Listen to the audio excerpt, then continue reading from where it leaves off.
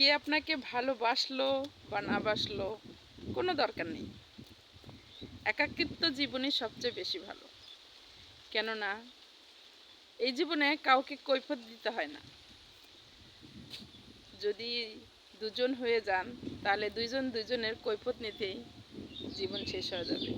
একাকিত্ব পার করতে গেলে আপনি মোবাইল দেখুন, ফেসবুক দেখুন, কমেন্টে রিপ্লাই করুন, গেম খেলুন, আরও কত খেলা আছে, লুডো খেলুন, সংসারে টুকটাক কাজ করুন, রান্না করুন মনের মতো করে, যেটা আপনার ভালো লাগে সেটা করুন। দেখবেন মনটা অনেক ভালো লাগবে। কে ভালোবাসলো কে বাসলো না কোনো প্রয়োজন নেই। আমি তো এরকমই করি। যখন ভালো লাগে না তখন ঘুরে বেড়াই, যখন ভালো লাগে নিজের মনের মতো রান্না করি, মার্কেটে যাই, ভালো ফাস্টফুড খাওয়া পছন্দ করি, খেয়ে বেড়াই।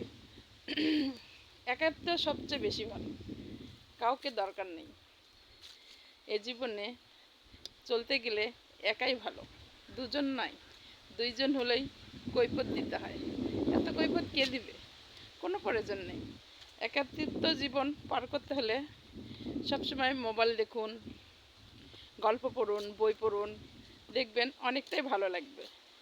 আমি তো এসবই করি, আমার এসব করতেও ভালো লাগে। তাই আমি সবাইকে বলি যে কে পাশে থাকলো কে থাকলো না, কে ভালোবাসলো বাসলো না কোনো প্রয়োজন নেই। আপনি আপনার মতো চলুন, এতে অনেক। কাউকে তো প্রয়োজন নেই। আপনি ভালো থাকলে আপনার পাশে অনেক লোক আসবে। আপনার মন ভালো থাকলে শরীর ভালো থাকবে, শরীর সুস্থ থাকবে।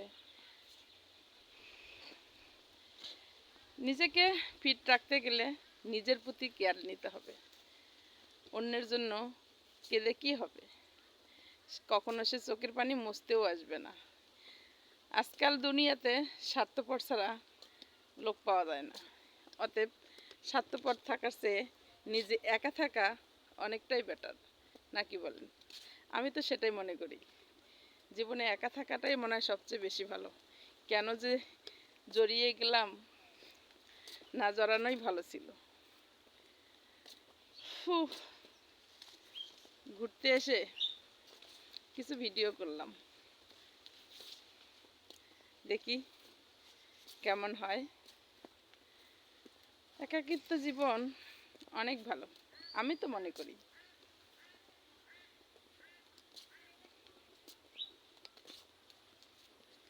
সবচেয়ে বেশি ভালো একাকিত্ব জীবন।